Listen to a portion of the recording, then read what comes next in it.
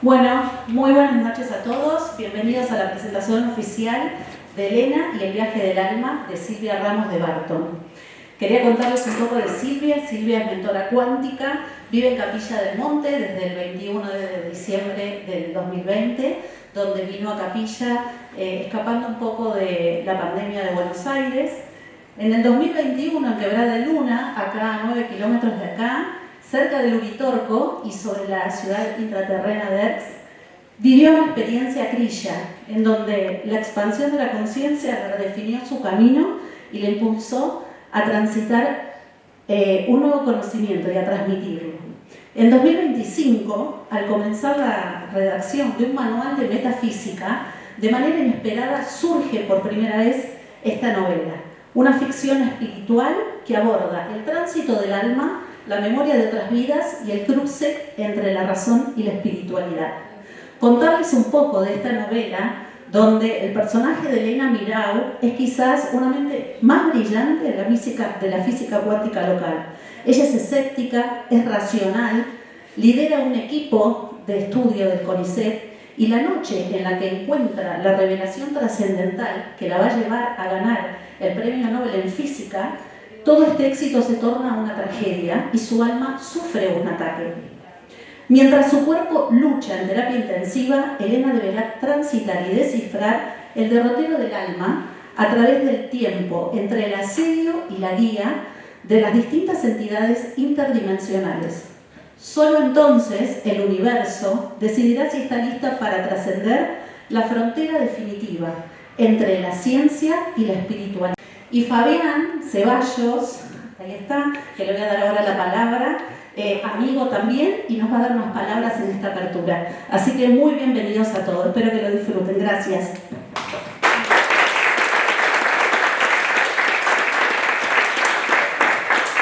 Gracias. ¿Cómo andan?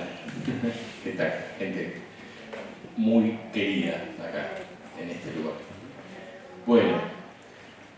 Con Silvia creo que nos intercambiábamos los chupetes cuando éramos chicos, más o menos. Teníamos 5 años y ya nos habíamos conocido. Vivíamos a la vuelta en Boulogne, en provincia de Buenos Aires, y jugábamos a las escondidas, a la mancha. Éramos un barrio tranquilo, como cualquier barrio de Capilla, pero en aquel momento se jugaba. No, eso se perdió después de un celular, ¿no? Pero en aquel momento jugábamos, trepábamos árboles.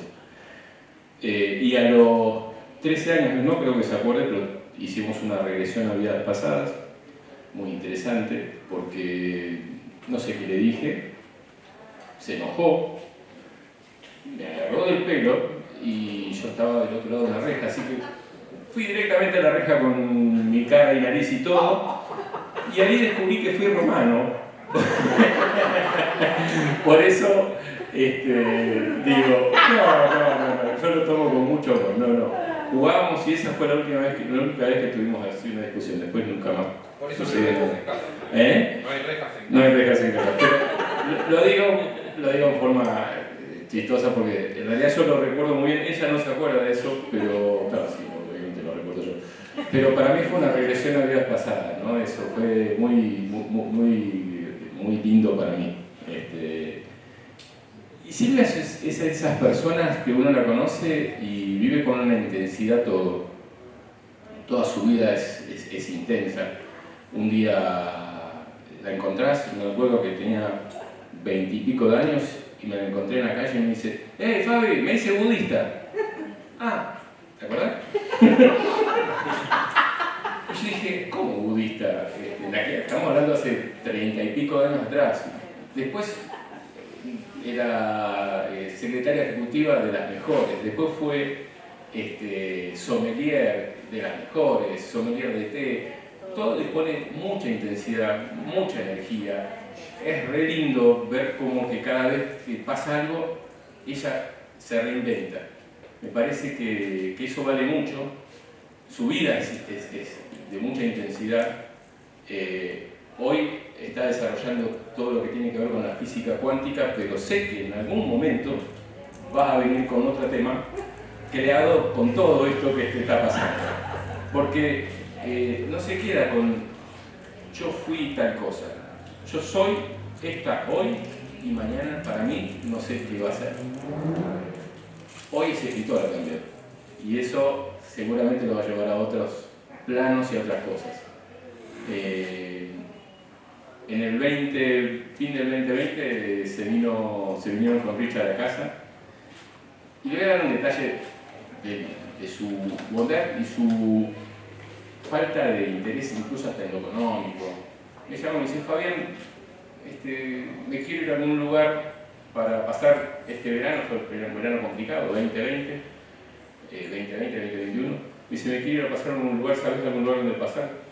Me quiero ir o a Pilar, o a Entre Ríos, o ahí cerca de tu casa. ¿Tenés pileta? Sí, tengo pileta. Bueno, y esto es un detalle importante, no habla de economía, habla de ella. Me dice, ¿cuánto sale la noche? Tanto. Bueno, me quedo 70 noches. 2 meses y 10 días. O sea, es tanto por tanto. Y yo digo, sí.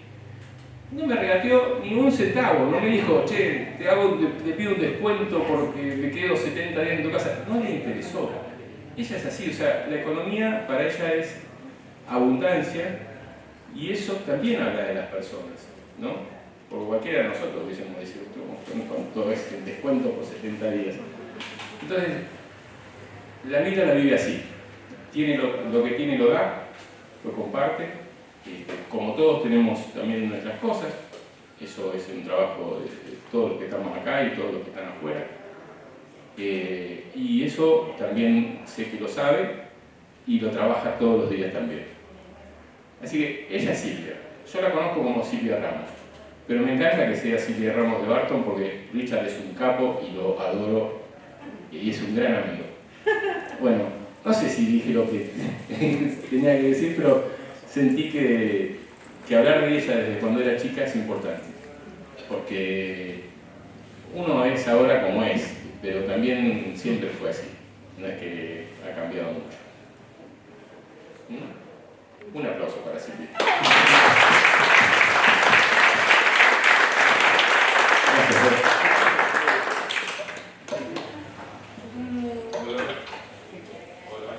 Soy el... ¿Ahí anda? Sí. No, yo soy el que habla de la parte técnica, pero no sé encender los micrófonos. Bueno, buenas tardes a todos. Muchas gracias por estar acá.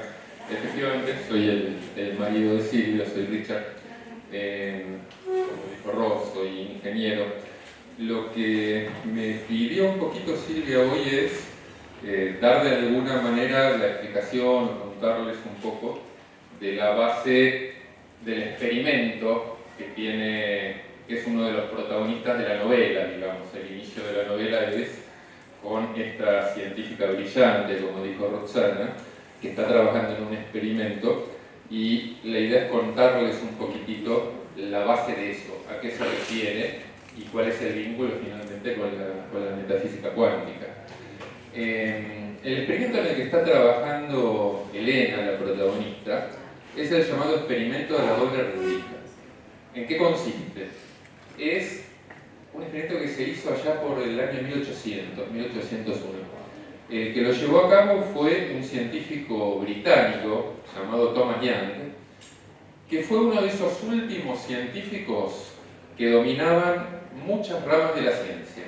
De esos que por ahí vemos en las películas de ahí del siglo XIX sería, que eran médicos, físicos, científicos en las distintas áreas. De hecho, este hombre, Thomas Young, después de muerto, se lo conoce como el último hombre que sabía todo. Así le dijeron los colegas, digamos, que lo sobrevivieron de la época. Era un doctor en medicina, experto en física, filólogo. A los 14 años hablaba 10 idiomas. A lo largo de su vida comparó gramaticalmente 400 idiomas y los comparó sobre una perspectiva estadístico-matemática para tratar de rastrear el origen común de todas las lenguas. Es el que acuñó el término indoeuropeo porque vio la cantidad de lenguajes de Europa y de Asia que tienen un origen en común. Es el que descubrió los primeros elementos de los jeroglíficos de la piedra Rosetta que después permitieron a Champollion hacer toda la traducción de los jeroglíficos, aunque Champollion nunca se lo reconoció. Eran contemporáneos y hubo una pelea interesante entre ellos por ese tema. Es el que descubrió el astigmatismo, por ejemplo.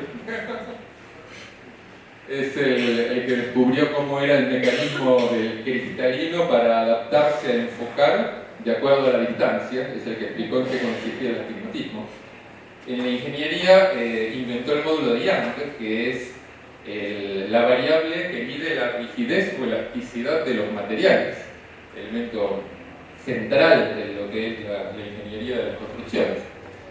Y particularmente en este caso, el experimento del que estamos hablando, el de la doble rendija, a lo que quería apuntar era entender qué es la luz. Hasta ese momento, la física era eminentemente mecanicista, la física de Newton. ¿Por qué? Porque es lo que se ve, lo que se siente, lo que se escucha, la ley de la gravedad. Veo que esto se cae, veo que la Tierra atrae a esto que se está cayendo, todo lo que puedo tocar y ver.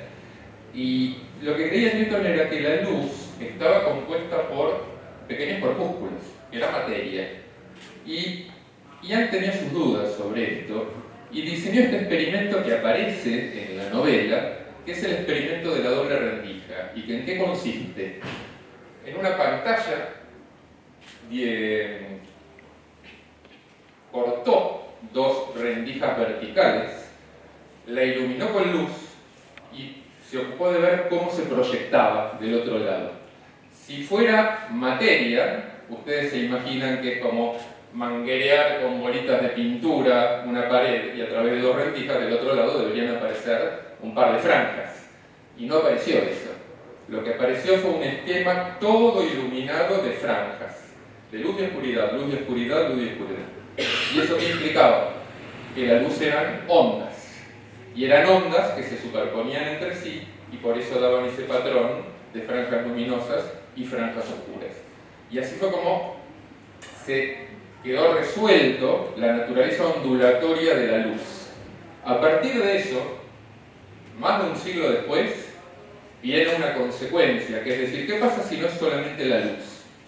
¿Qué pasa si la materia también es ondulatoria? Y ahí en 1924, otro físico de Broglie dice, yo creo que los electrones son materia, pero creo que los electrones también vibran, también tienen un comportamiento de ondas. Y ya en esa época pudo de alguna manera demostrar matemáticamente esto. Varios años después, y esto lo pueden encontrar en YouTube si les interesa, pueden buscar el experimento de los electrones de Hitachi. En el año 1989, científico japonés que tengo que mirarlo, Akira Tonomura, pudo hacer el experimento y verlo, o sea, diseñó, con un microscopio electrónico de los laboratorios Hitachi, pudo emitir los electrones para ver cómo se iban proyectando y los electrones hicieron el mismo comportamiento de franjas. O sea, los electrones, cada uno de ellos, en la realidad es como si estuvieran pasando por las dos rendijas al mismo tiempo. Eso es lo que sucede. Entonces, ¿qué es lo que viene después de eso? Bueno, quiero ver, pues tengo el electrón saliendo, veo lo que le pasa al llegar, quiero ver qué hace durante, eso es lo que no se ha logrado hacer todavía. O sea, con todos los experimentos que hay para observar al electrón cuando está pasando, cuando se lo quiere ver, se rompe el esquema de ondas. Aparecen dos franjas. Es como que no quieren ser observados. En el momento en que se los está observando, los electrones pasan a perder su comportamiento ondulatorio. Esa es la realidad actual. ¿Listo? Es llamado principio del observador. No hay manera de observarlos sin alterarlos. Y acá es donde arranca el experimento de Elena. Elena es, como dijo Rob, una científica brillante y ella está tratando de ir más allá de eso. Quiere romper ese principio del observador. Quiere verlo, quiere entenderlo, quiere predecirlo, pero se va a encontrar con algo mucho más profundo que eso. Si el universo vibra, si nosotros vibramos, Entonces podemos encontrar la frecuencia de vibración adecuada, no solamente para verlo, sino para interactuar, para corregir, para modificar, para nosotros mismos hacer la realidad. Y acá es donde estamos hablando de la metafísica cuántica. No les voy a contar más, lean la novela, pero por ahí hago un par de comentarios más. Me tocó, me pidió Silvia ayudarla un poquito con la corrección, así que tuve el privilegio de ver cómo ella iba creando este universo, de ver cómo se iban desarrollando los personajes en tiempo real, digamos, pude ver cómo iba creciendo la historia. Así que la verdad que profundamente admirado por eso, y como esposo, digamos, o sea, no solamente el amor de esposo, lo que puedo decir es la profunda admiración que tengo por lo que dijo Fabián, por el entusiasmo, por la pasión con que Silvia siempre ha emprendido todo en su camino. Pero yo particularmente creo que ahora es mucho más profundo porque estamos hablando del camino espiritual, digamos, o sea, ella ha emprendido todo con muchísima pasión, familiar, director de cine, todo lo que ha hecho en su vida, pero desde que estamos acá en Capilla, estamos hablando del camino espiritual y de todo este desarrollo y este crecimiento interior que está teniendo, que yo no puedo más que verlo con admiración y con orgullo, y bueno, ver cómo va tomando vida y va fructificando en elementos como es hoy el lanzamiento de esta novela. Así que felicitaciones.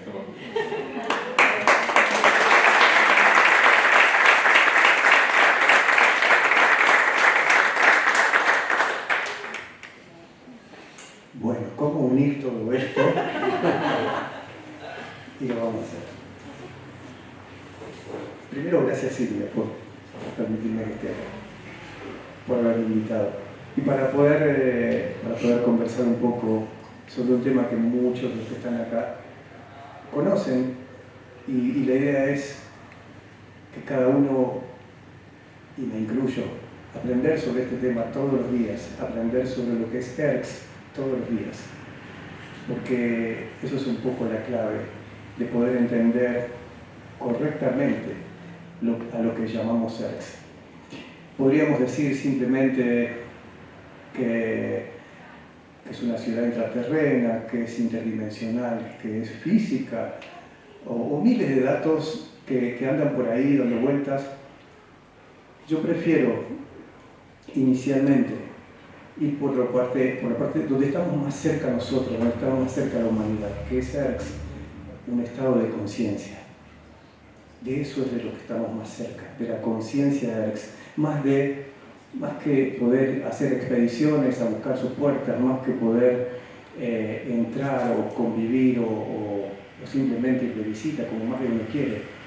Creo que lo importante es comprender lo que se vive ahí, porque comprendiendo eso y viviéndolo, las puertas se abren.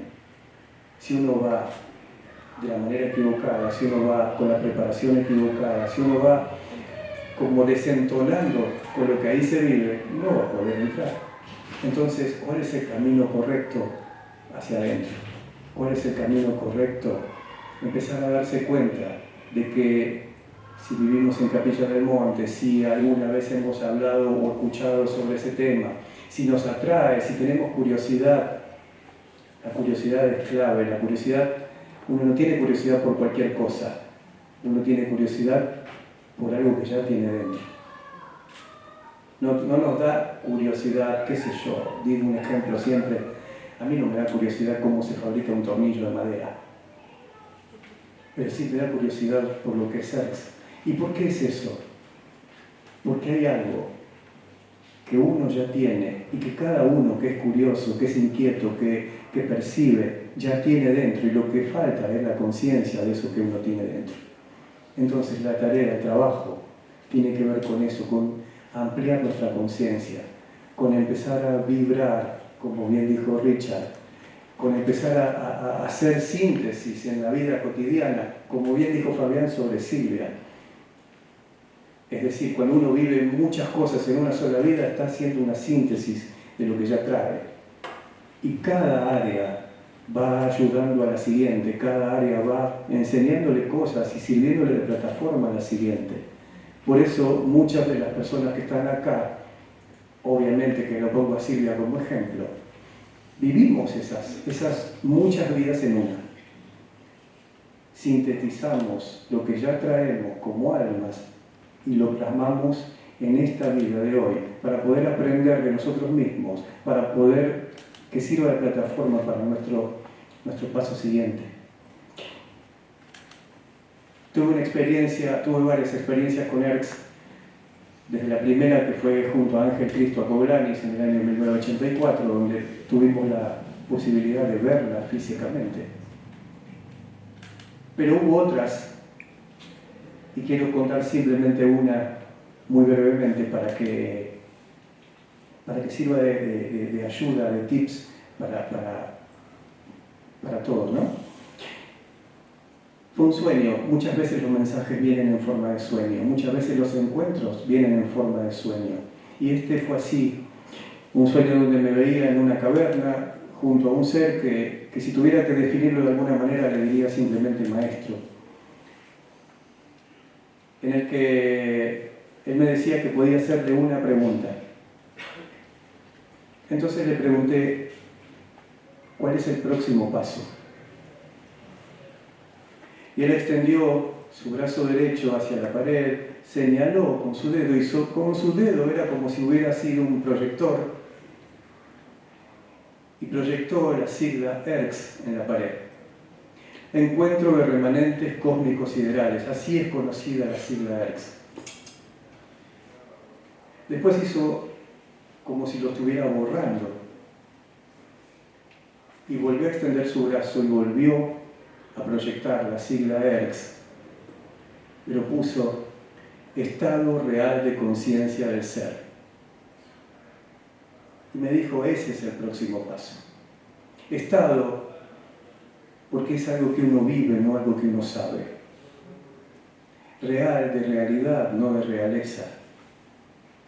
De conciencia con la letra K, por el dibujo de la letra K, porque tiene un brazo hacia la lógica del cielo, otro brazo hacia la lógica de la tierra, y uno que une ambas. Y cuando uno vive eso en sí mismo es, por eso, estado real de conciencia del ser. Me dijo que compartiera esto con cada ser, con cada alma, que sea sensible a este tema, que le serviría de ayuda para su propio proceso personal, y que no es tiempo ya de elegidos, ni de contactados, ni de superdotados, sino que cada uno se autoelige y cada uno avanza y evoluciona por sí mismo. Las puertas de ERCS están abiertas. Es uno el que tiene que estar a la altura para poder entrar. De alguna manera ellos nos están esperando. La pregunta ahora es, cuando sabemos esto, ¿a qué le dedicamos nuestro tiempo? Simplemente eso. Gracias.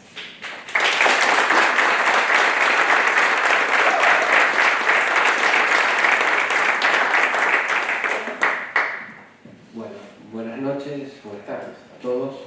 Gracias Silvia por esta invitación y por compartir este momento con gente que yo conozco, con vecinos, con Marcelo, que nos conocemos hace un montón. Yo estoy acá para referenciarles, para contarles un poco mi experiencia personal, que tiene que ver, cuando leí la novela de Silvia, más allá de que tuvimos charlas previas, hubo algo que llamó mi atención, que fue uno de los procesos por los cuales tuvo que atravesar el personaje Elena, con lo cual me sentí absolutamente identificado con una experiencia personal que tuve yo. Cuando tengo que referenciar y darle un marco a esto, yo creo que la historia de Elena es ese viaje, esa aventura homérica, heroica, del alma y las experiencias, las diferentes experiencias que tiene que atravesar en momentos cruciales que muchos o la mayoría tenemos en algún momento de nuestra vida, momentos nodales, se podrían decir. 2021, pandemia. Bueno, yo soy abogado, soy escritor, fotógrafo, pero este evento que les voy a relatar marcó una transición en el orden de prioridades de cómo yo desarrollaba mi vida. Fundamentalmente yo vivía de la abogacía hasta ese momento. Viene la pandemia, en un viaje a mí me agarra COVID, ¿sí? Yo tuve 40 días en coma, ¿sí? Yo no voy a spoilear la novela de... Voy a contar el final quién es el asesino. El asesino es... El mejor robo. No, 40 días en coma, 40 días contados por muchos vecinos que yo les agradezco porque se preocuparon cómo estaba. Bueno, acá un poco la que tuvo que transitar la otra cara de esta experiencia fue Ro, que me acompañó en todo este proceso. Me agarra la pandemia, estoy 40 días en coma, estaba conectado por todos lados, por eso hay muchas cosas que cuando leí tu novela, Silvia, tocaron una fibra muy íntima de mis recuerdos, realmente. Porque la descripción, y no quiero entrar en detalle de la novela, fue realmente como que estuviese relatando lo que yo viví, ¿sí? Las expectativas de vida, no sé si alguien tiene o tuvo algún pariente que haya, o conocido que haya pasado por estos procesos, las expectativas en mi caso de vida eran nulas, ¿sí? De hecho a Ro, los médicos, todos ya me habían desahuciado. Cero expectativa de vida. Y acá se abre un proceso en el cual yo tengo, muchas veces yo no sabía, no sé por ahí ustedes, cuando uno está en esos estados, a raíz de, en este caso, de un coma inducido, experiencias que pueden venir, meditación, uno entra en un estado de alteración de la conciencia, ¿sí? Esto le estoy relatando, por ahí Silvia puede explicarlo mucho mejor y lo explica mucho mejor en su novela, pero yo le voy a contar a partir por mis palabras y a partir de mi experiencia. Una alteración de la conciencia en la cual nuestra alma está plenamente consciente. Como dirían los tibetanos tienen un dicho que entraña el tema de estar presente con la conciencia. Es la forma que ellos tienen que con el látigo de la presencia controlar el caballo de la conciencia. Es un poco de la forma que es, en última instancia, si uno se pone a ver, es uno de los principios, y no quiero ser de los principios de la meditación, cómo podemos habitar el presente. Bueno, en ese estado en el cual me encontré yo, me encontré habitando mi alma, porque mi cuerpo estaba habitando totalmente el presente, con una conciencia presente, y eso entrañaba una situación en la cual el alma, y ya estoy hablando del alma, si hablamos desde una perspectiva oriental hinduista, la conciencia individual, totalmente desprendida del cuerpo, ¿sí? Donde tiene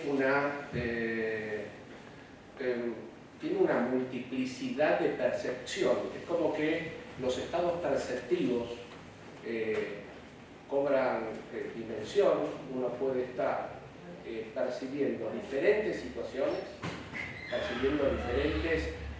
yo me acuerdo que estaba en coma en el recinto, y yo podía ver lo que era la vida de las personas que me estaban asistiendo, de los médicos, de los enfermeros, sus historias de vida. Esa es una experiencia realmente que en algún momento me dijeron, Jorge, lo tenés que escribir, y por ahí en algún momento lo voy a escribir.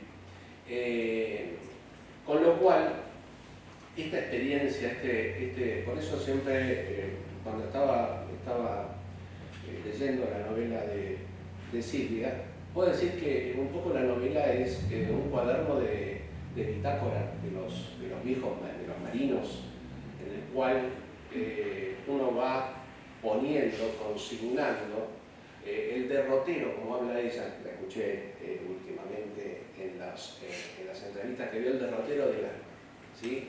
En donde, y acá voy a contar, no me quiero extender mucho, donde el alma tiene la oportunidad, y que no la tiene por su decisión, parte por su decisión y parte por una decisión superior, de volver a discutir, renegociar el contrato álmico. Lo estoy hablando en términos de abogado. Es volver a negociar por las razones por las cuales estamos acá y para qué estamos. Que muchas veces un poco la ilusión de la realidad que vivimos nos lleva a pasar toda una vida sin saber para qué estamos, cuál es el propósito de nuestra encarnación. Y el recuerdo, también traer el recuerdo de quienes alguna vez fuimos en otras vidas. Es algo, yo lo que le estoy diciendo es un porcentaje ínfimo de todo lo que en mi conciencia en ese momento, totalmente desprendida del cuerpo, tuvo que experimentar. Cuando tengo que recapacitar por ese momento, y recapacito un poco por el personaje de Elena, esto tiene que ver con lo que por ahí llaman la noche oscura del alma. Los 40 días, los famosos 40 días, el número 40 en la historia de la humanidad, los 40 días de Jesús en el desierto, los 40 años del pueblo de Israel en el desierto, siempre es el tránsito en soledad absoluta, porque el alma está más allá de que tenemos seres que nos acompañan, la experiencia es absolutamente en soledad, pero es una soledad, no es una soledad, digamos, mala, es una soledad por la cual tenemos que pasar necesariamente para realmente, si decidimos volver a encarnar. Yo en los primeros momentos realmente me quería ir, porque es una situación en la cual yo me encontraba, en la cual no la pasaba bien. No la pasaba bien porque tenía mucho frío y es un frío que llega, es un frío, muchas veces uno dice, por ahí ese limbo, ¿cómo será? En mi experiencia ese limbo fue un limbo de que experimenté el frío que nadie nunca experimentó. Ese frío que cae en los huesos, que viene desde adentro. Y cuando estaba en ese proceso que yo ya me quería ir, pasó algo, realmente pasó algo muy importante. Durante 3 noches yo evoco, siento que me llevan a un lugar que nunca había conocido, que quedaba en las sierras, porque era un lugar en donde la ruta era sinuosa pero ascendente, donde veía, me referenciaba a la altura por el hecho de que el vuelo de los cóndores estaba muy bajo, y por 3 noches me llevan a un lugar que yo no conocía, un pueblo a la vera de la ruta, y donde me sanaban, pero el lugar en donde me sanaban no era un hospital. A mí me dieron el alta, inexplicablemente, porque nadie entendía cómo a mí me daban el alta, ¿sí? Y voy a ser sintético porque lo interesante viene después. Me dan el alta un 7 de octubre. Yo siempre lo consideré trascendente del 2021 porque fue mi segundo nacimiento, mi nuevo nacimiento, ¿sí?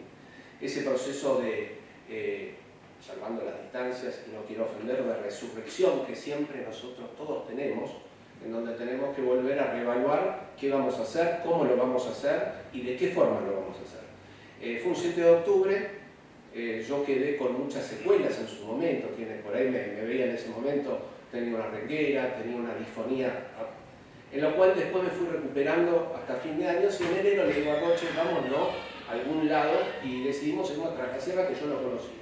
Nos vamos a Nono, a Valle de las Piedras al lado, y yo iba manejando, voy manejando por una ruta que yo nunca la hice, que es porque como tengo vértigo, no fui por las altas cumbres, sino fui por Soto, por lo que es. Y cuando vamos en esa subiendo, llego a la higuera, y realmente ahora, aún hoy que ya lo conté 800 veces, se me ponen los pelos porque reconocí el lugar a donde me habían llevado, y lo reconocí, me emociona ahora, me emocioné ese momento, y bueno, seguimos, nos fuimos a Nono, volvimos. Después por mi actividad, cuando volví, investigué un poco, pasamos por el pueblo. El pueblo es un pueblo que tiene, se autodefine, tiene raíces indígenas, ¿sí? Es el único pueblo de Córdoba que el Día del Pueblo es el 1 de agosto, el Día de la Pachamama. Y en ese momento yo tuve un enamoramiento con el lugar como si yo hubiese nacido ahí, ¿sí? Averigüé el Día de la Virgen, de la Patrona, una capilla. Si pueden ir a la Higuera, vayan, realmente, que es la iglesia, una iglesia de pueblo. Estoy hablando de un pueblito, no sé cuántos habitantes tiene, no sé la advocación, pero el Día de la Virgen es el 7 de octubre, ¿sí? Y entonces ahí uno se pone a hablar lo que decía Marcelo, en que los mensajes y los mensajeros vienen por sueño, vienen por diferentes formas. A raíz de ahí, y a raíz de un proyecto fotográfico que estoy publicando ahora en breve, me empecé a comunicar con el lugar, y a raíz de ahí redescubrí un paraje y a una familia que son descendientes de correchingones, en donde tienen un circuito arqueológico realmente bellísimo, una energía del lugar, y en donde pude determinar, y acá viene, y no quiero spoilear, por eso tantas cosas en común me suenan con la historia de Elena, viene esa conexión con lo ancestral, que la novela de Elena también lo tiene. No le voy a decir cómo, pero también lo tiene. Y yo sé que por tu historia, porque hoy te estuve escuchando con Dick, yo digo, bueno, mirá las raíces. ¿Por qué las raíces? Yo me pregunté, y hasta aún hoy me pregunto, ¿por qué me llevaron a ese lugar? Evidentemente en alguna otra vida. Y acá viene lo interesante. Y con esto ya voy a ir cerrando, para no spoilear mucho. Yo vengo, mis parientes, mis padres, mis abuelos vienen de San Luis de Merlo, ¿sí? No vinieron con inmigración, digamos, ellos viven ahí de 1800, 1000, y siempre me decían, sí, somos de Quebrada de Tigre, de San Luis, y ahí quedó. Pero cuando empiezo a investigar esto, veo de que es una corriente, es todo un circuito arqueológico, en donde los pueblos originarios fueron, muchas veces por el tema de la colonización, fueron desarraigados de sus lugares, ¿sí? Por la fuerza, y muchos pueblos del norte de lo que es San Luis fueron reconducidos a la zona de Higuera, con lo cual ahora entiendo por qué esa resonancia, porque siempre lo que decías vos, Marcelo, siempre lo que nos atrae y lo que nos convoca es porque nuestra alma, con nuestras anteriores encarnaciones, algo con eso tuvo que ver. Con lo cual pude entender el por qué la higuera, por qué esa conexión con lo ancestral, y por qué en definitiva nosotros venimos de Buenos Aires, porque señora, yo toda una vida en Buenos Aires y terminamos acá en Capilla del Monte, con lo cual esta experiencia, esta aventura, este derrotero de la aventura de Elena, en donde tiene ingredientes que aconsejo que lo lean, porque es muy interesante, tiene diferentes ingredientes, que es como a mí me gusta mucho la cocina, es una buena amalgama de sabores que hace un plato exquisito, realmente. Entonces, esta es mi experiencia, porque cuando ustedes puedan leer la novela, van a ver que hay muchas cosas de esto que les estoy relatando, que por ahí, aquí cuando yo al menos lo leí, realmente me sonaron en el fondo de mi alma. Así que te agradezco por la oportunidad de comunicarme a ellos, y gracias por la invitación. Muchas gracias.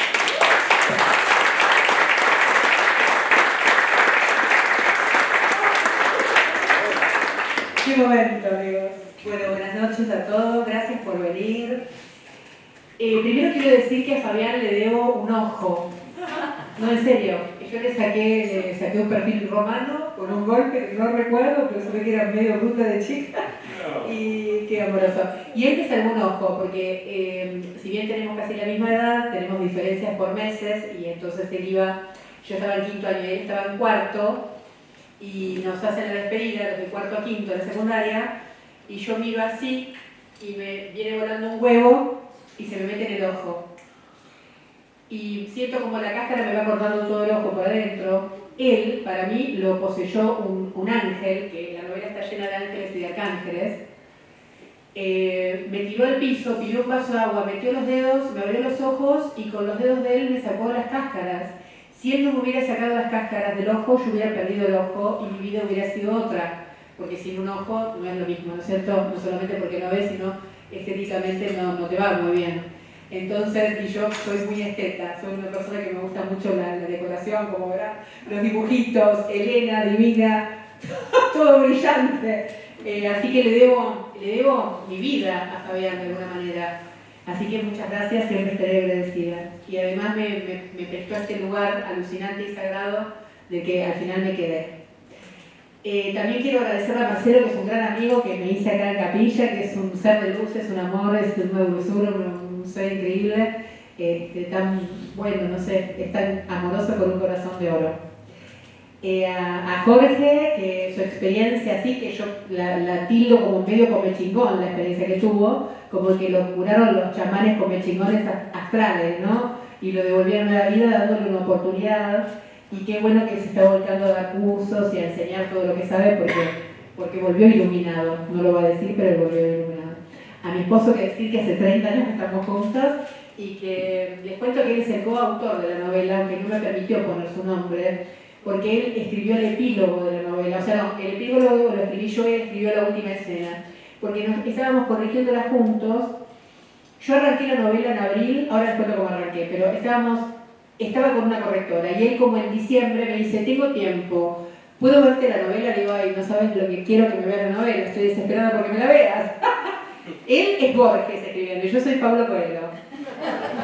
Necesito que me veas la novela urgente, porque nada que ver como escribo yo. Yo soy muy rápida, van a ver que la novela es rápida, es una escena tras de la otra y es cinematográfica, porque yo escribo guiones, entonces me cuesta la redacción, que el pajarito se apoya, no me sale eso. Entonces me tenía que corregir y decir, no, acá muy rápido vas. De hecho me quedó el capítulo de 1800, me quedó rápido.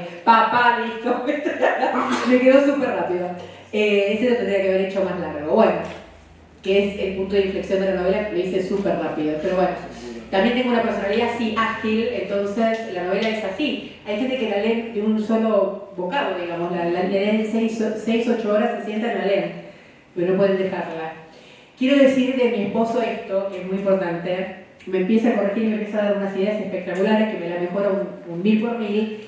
Pero cuando ya estábamos terminando, el carnaval lo dedicamos a concentrarnos a corregir y aparecían cositas sueltas, que le dio el papelito y el papelito no aparece más, ¿viste? Esas cosas de continuidad se dice en cine. Tenía muchos problemas de continuidad, todavía en el carnaval.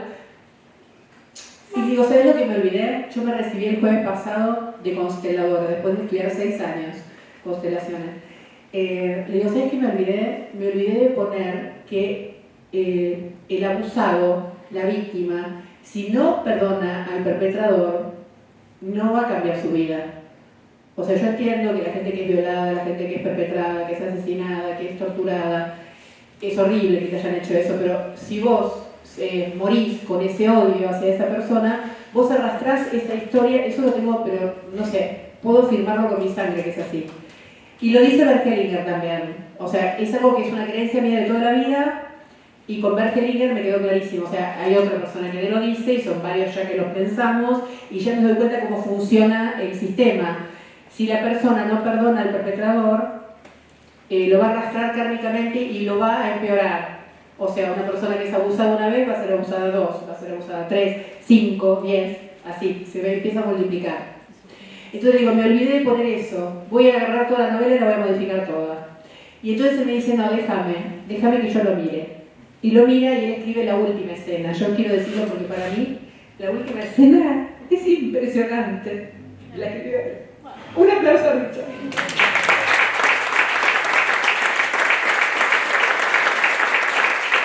La última escena es una película en sí misma.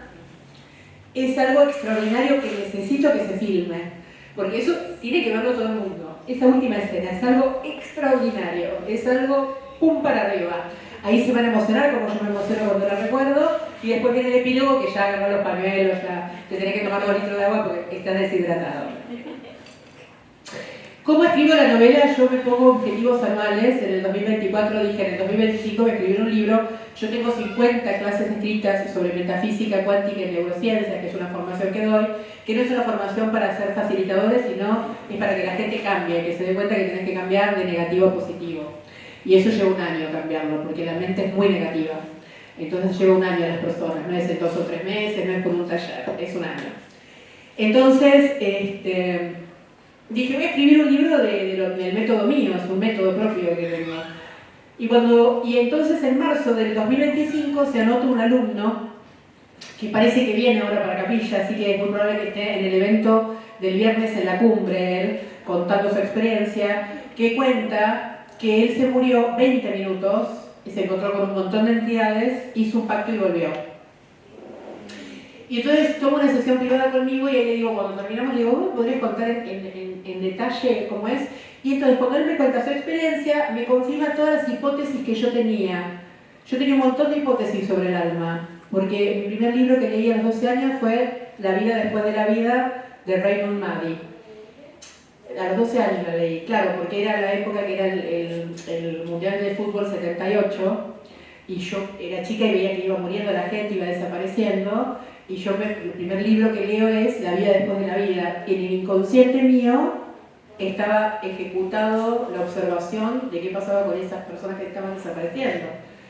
O sea, me había afectado, mientras todos festejaban el fútbol, que esto, que el otro, había gente que se moría y desaparecía y no se veía más, ¿no? Me había hecho como un clic y yo me puse a investigar eso. Entonces yo investigo lo del alma desde los 12 años. Es algo que siempre me llamó la atención. Y siempre hablé con la gente que se había muerto y que había vuelto, siempre tenía teorías y hasta entonces con este muchacho que me confirma todas las hipótesis que yo tenía, se me arma una teoría en el inconsciente, ¿no?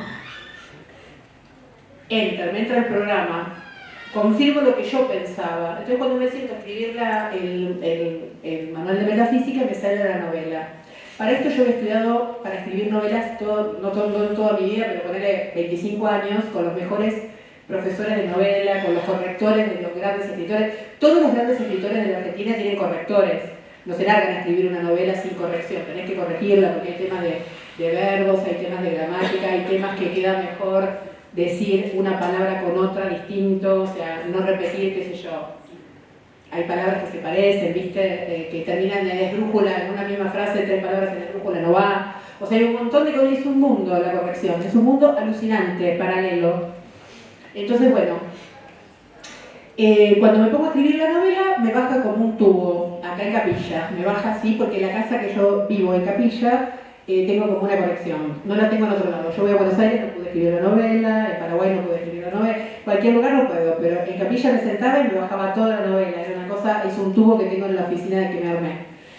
Y entonces me bajó toda la novela y llegó un punto que dije, llego al punto de inflexión, me baja todo, empiezo a combinar todo lo pim pum pam, todo, son millones de cosas que pasan, es una cosa impresionante porque hay 3 historias en realidad.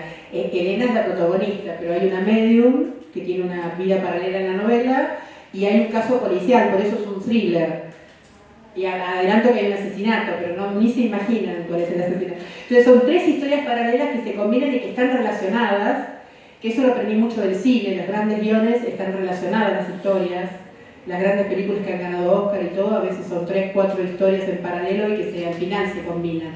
Al final te das cuenta que pasó algo, que estaban relacionados con él, ¿entendés? Entonces esas, para mí son los mejores guiones, esos, los que son muchas historias y que tienen una relación. Al final, en el medio, en algún momento de la historia, se relacionan. Estos están súper relacionados y a la vez nada que ver. O sea, lo van a ver cuando vean.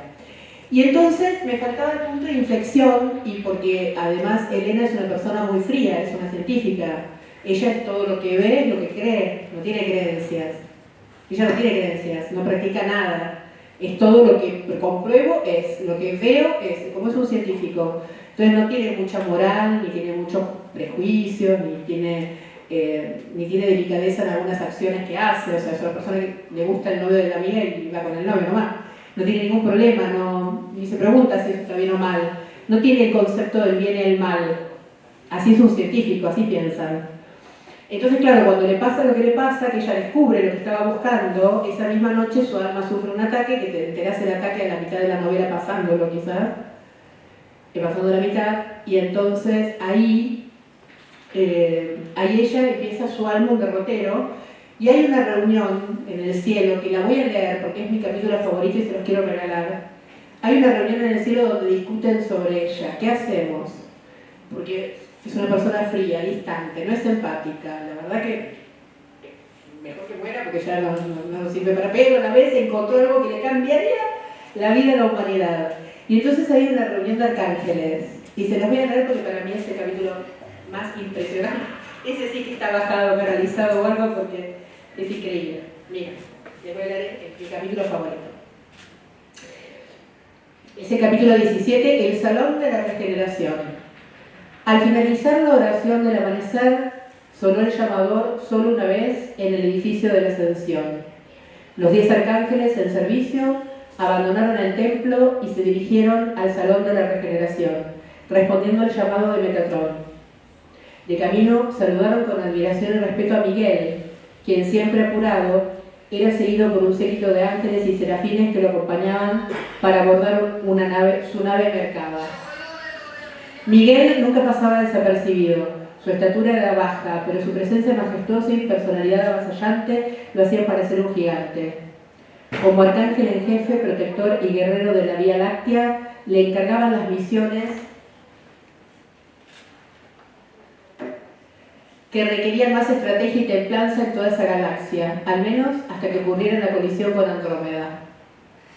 La máxima aspiración de los arcángeles era ser convocados a la Tierra. En todos los mundos habitados había tareas interesantes para desarrollar, pero ese planeta tan prolífero y agitado era definitivamente el favorito. En las ocasiones en que les era permitido intervenir, o en las que era necesario hacerlo, les tocaba realizar distintas tareas: evitar accidentes de tránsito, impedir el estallido de una bomba, cambiar el curso de un barco para evitar una catástrofe y hasta movilizar las acciones justas para detener una guerra.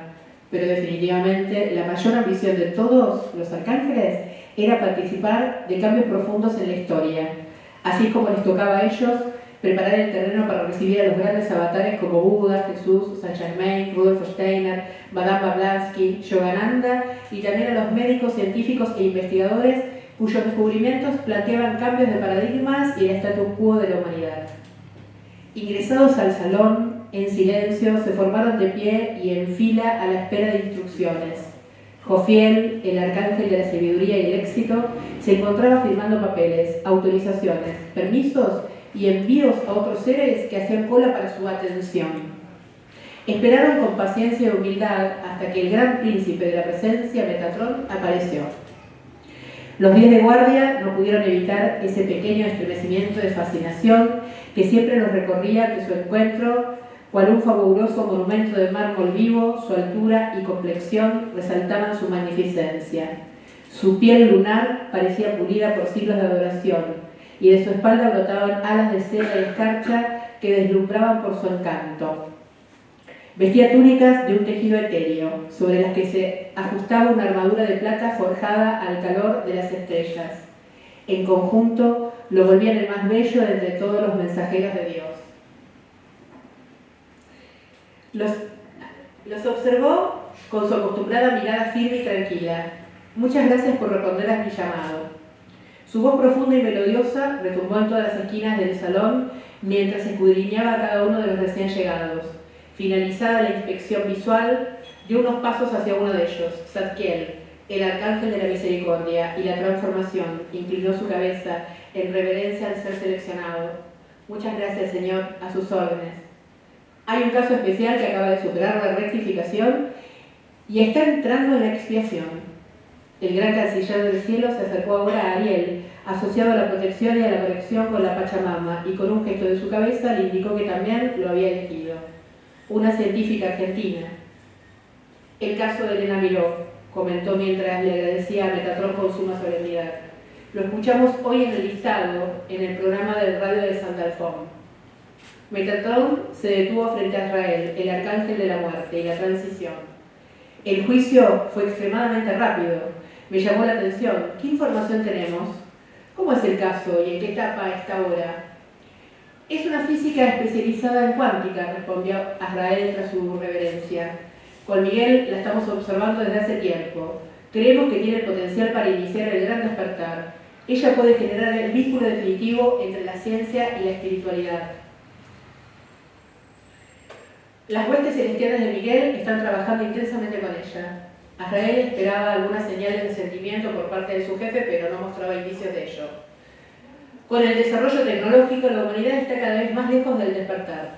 Elena puede lograr iniciar ese cambio. De hecho, ya hizo el primer descubrimiento. Con todo respeto, usted no tiene idea de la cantidad de intentos que hicimos durante sus experimentos para que pudiera establecer la conexión. Por momentos creímos que nos habíamos equivocado con ella. Parecía imposible despertar esa pequeña llamita espiritual que le faltaba, dijo Israel, gesticulando con sus dedos. Y debemos decir la verdad, Señor, no fuimos nosotros los que lo logramos. Por primera vez en toda su oratoria, Metatron mostró una expresión de genuino interés. Eso alentó a Israel a proseguir. La otra noche, a la madre de la doctora Angelita, le llegó el momento de desencarnar. Ella es un ser elevado. Creemos que su misión en su última etapa en la Tierra fue traer al mundo a su hija. Antes de ascender, pasó a ver a Elena al laboratorio. Los muchachos ya estaban reunidos allí, como lo veían haciendo día tras día, para ayudarla en su descubrimiento. Y de repente vieron llegar a la señora, que se presenta ya fallecida en el laboratorio donde trabaja Elena, la madre.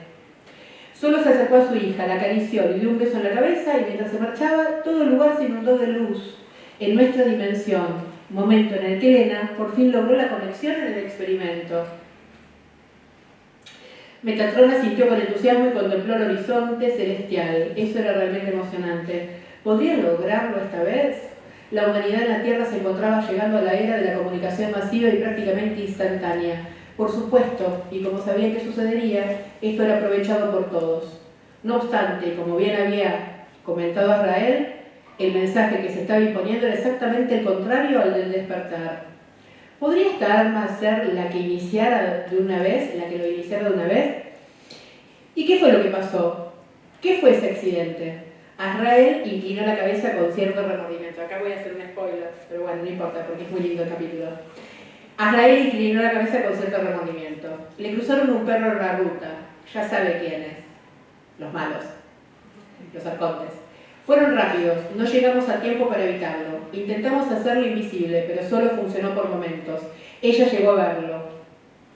Hay que decirlo, también estaba mirando su celular. Atinó a desviarse, pero mordió la banquina. Debo agregar que se ocuparon muy bien de preparar el lugar. Habían provocado una tarea de mantenimiento en la autopista y allí no había guardarrail. Y durante el día previo, un camión se había detenido ahí por un desperfecto, dejando una pérdida de aceite, explicó. Lo siento, señor, le fallamos. ¿Y tampoco pudieron asistirla durante el accidente? Sí, señor, intervino Ariel. Kelly, la gatita, se interpuso para que Elena no golpeara su cabeza contra el techo del auto durante el segundo vuelco. Aminoró el golpe, mortal, con su cuerpito. Lo que creemos, señor, es que a ellos les ha resultado más fácil la conexión con Elena. Hemos llegado a tener multitudes de ángeles y seres rodeándola, pero nos resulta muy difícil sintonizarla. Entiendo. Buen trabajo en el querubín. Siempre podemos contar con los gatos para el momento preciso. Gracias, Señor, por su creación, dijo elevando sus manos al cielo. Metatron, ¿no? Metatron giró y Jofiel, que seguía atentamente la escena, se levantó de inmediato para cederle el asiento. Parecería ser que la científica es alguien demasiado materialista, ¿verdad?, indicó el gran canciller del cielo mientras se sentaba. Más que eso, contestó Ariel, es materialista, nihilista, le encanta el lujo, tiene poca empatía y consideración hacia los demás, también es severa, rígida, desinteresada de afecto, con su vista extrema. crítica y perfeccionista obsesiva. Y a pesar de todo eso, muchas señales apuntan a ella, Señor. Para empezar, su madre. De ella no tenemos indicios de ninguna acción trascendental. ¿Para qué un ser de luz como ella volvería una última vez a la Tierra sin dejar nada relevante a su paso? Creemos que pudo haber sido para engendrar a Elena. La doctora tiene una obsesión casi insana por trascender. Es casi lo único que le importa, pero lo ha malinterpretado. Ya sabe quiénes inundan su cabeza para que siga sin entender lo que es la verdadera trascendencia. Por otro lado, fíjese usted, el dato interesante de su especialidad, la cuántica. Si logramos que profundice lo suficiente, el vínculo con la espiritualidad aparecerá solo. Y ya empezó a suceder, hizo la primera conexión, por lo que necesitamos que regrese para desarrollarlo. Metatron hizo un paneo y detuvo su mirada en Raguel, el encargado de la justicia y la armonía. Superó el proceso de rectificación con Marifer, dijo enseguida el arcángel, y lo hizo extremadamente rápido. Ese es un muy buen signo, señor. Asintió y observó ahora a Zadkiel asociado a la misericordia, el perdón y la transmutación espiritual. Protagonizó Zadkiel. Tenemos esperanza en ella, Señor, inclinó la cabeza. A todos nos sorprendió que superara de alguna manera el proceso de rectificación. De esa manera el proceso de rectificación. Cumplimos de todas formas en seguir el protocolo y la entidad de conexión fue enviada, de desconexión. La entidad de desconexión fue enviada, la parca. Cumplimos de todas formas en seguir el protocolo y la entidad de desconexión fue enviada. Pero sinceramente entendemos que corresponde, si usted lo dispone, el pase a la expiación y a la regeneración. Tenemos mucha fe en que puede regresar evolucionada hacia el despertar propio y contribuir al de toda la humanidad. ¿Cómo fue que superó la rectificación y tan rápido? Por lo que escucho me parece difícil de entender. Creemos que esa es una clara señal, indicó Ariel. Yo nunca había visto a ningún alma superar el proceso tan rápido. Suponemos que ha tomado conciencia de lo que fueron las acciones en su vida. Y hay algo más, ya no está sola. Angelita, su madre, está con ella. Ya había trascendido y había sido condecorada en el de Bayán, con las medallas a la coherencia y al respeto por la naturaleza. Pero antes de continuar, le ofrecimos cumplir 3 deseos. Ella ya usó 2 de ellos, la madre. Para asistir a Elena, le hemos dado el mapa para guiar a su hija durante la expiación y regeneración. Yo la acompañé al recinto líquido para asegurarme de que llegara al encuentro, sin obstáculos ni lastres, señor, intervino Azrael. Pensativo, Metatron solo asentía con la cabeza. No era usual otorgar ese tipo de oportunidades a un alma, pero estaba de acuerdo con el análisis de los arcángeles. Parecía valer la pena. ¿Algo más que deba saber? El tímido Zadkiel levantó su mano. No estamos seguros de cuál es la relación, señor, pero desde luego nada es casualidad. Descubrimos que en el siglo XV el alma de Elena encarnó en la pintora de la Croce en Florencia, de modo que tal vez tengamos alguna posibilidad de rescatar la pintura amándose en el cielo, que es esta. Metatron movió sus labios en señal de sorpresa.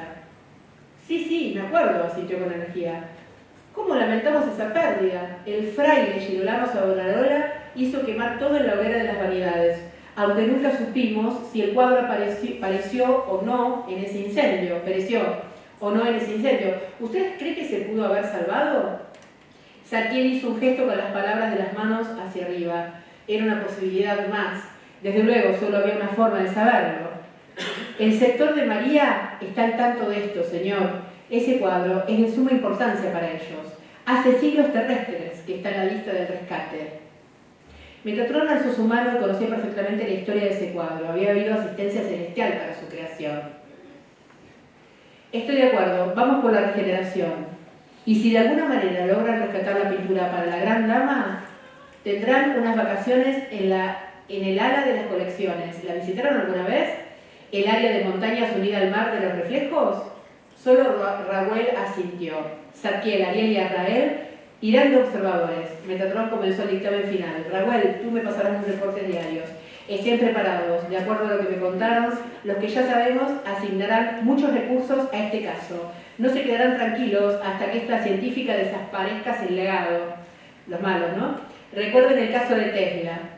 Al menos en esta ocasión logramos que dejara buena parte de sus descubrimientos y sus teorías por escrito, pero jamás logró su misión definitiva, Tesla. Pongamos de recursos, asisten a Elena, hablen con Miguel y que se mantenga atento. Cabe la posibilidad de que tengamos guerra. Y si llegamos a rescatar el cuadro, sería fantástico. La madre lo merece. Metatron los despidió con media sonrisa y se retiró al salón contiguo. Se escucharon las voces de las jerarquías celestiales que esperaban para presentar sus temas y obtener una audiencia con él. Sonó una campana y se hizo silencio.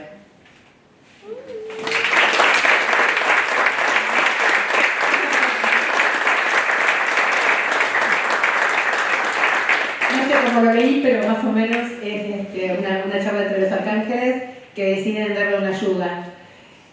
No les conté si termina bien, mal o cómo termina. Es todo un tema que tiene que ver con las vidas pasadas, con un montón de regeneraciones que ellos tienen que hacer de su propia vida y no sabemos qué pasa con el final, no sabemos. Así que bueno, espero que les guste, espero que puedan leerlo y difundirlo porque está lleno de hipótesis sobre el alma. Algunas yo te diría que están confirmadas. En la parte de Marifer, cuando lo lean, hablo del túnel. Y hay una hipótesis sobre el túnel. Si hay que ir hacia el túnel o no cuando te morís. ¿Qué piensan ustedes? Y a la vez, alguna pregunta o si alguien ya leyó la novela que quiere decir algo. Y terminamos.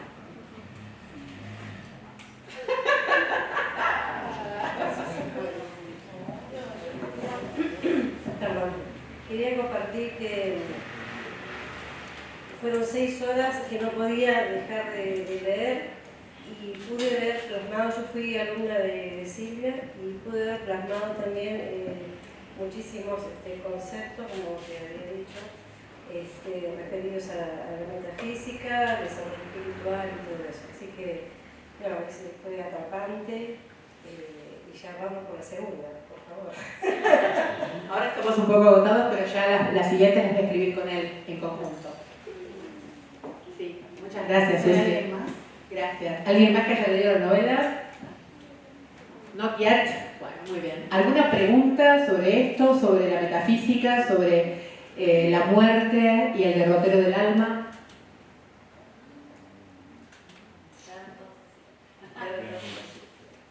Bueno, contarles que en un rato pueden adquirirla, si quieren, la novela. Están acá a disposición. Va a haber un precio especial.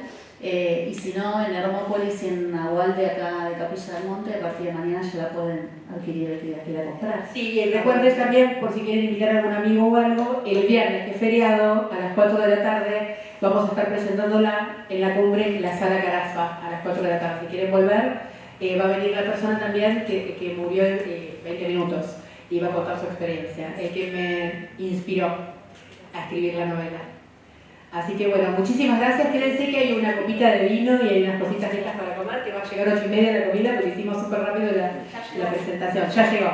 Entonces quédense que están invitados a tomar un vinito y a comer unas cositas ricas.